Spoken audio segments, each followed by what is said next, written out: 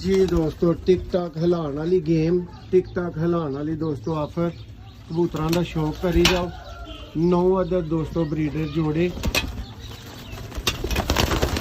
शौक दोस्तों की अखां के सामने है दोस्तों। 9 के 9 ब्रीडर जोड़े तुम वेख सकते हो, देख लो, तसल्ली कर लो। पैडी जोड़े दोस्तों, शेखा वाले जोड़े, बटेरे, बहुत आला दोस्तों कबूतर। यह मुकम्मल शौक है, लाखे जोड़े ने दोस्तों, जबरदस्त किस्म के।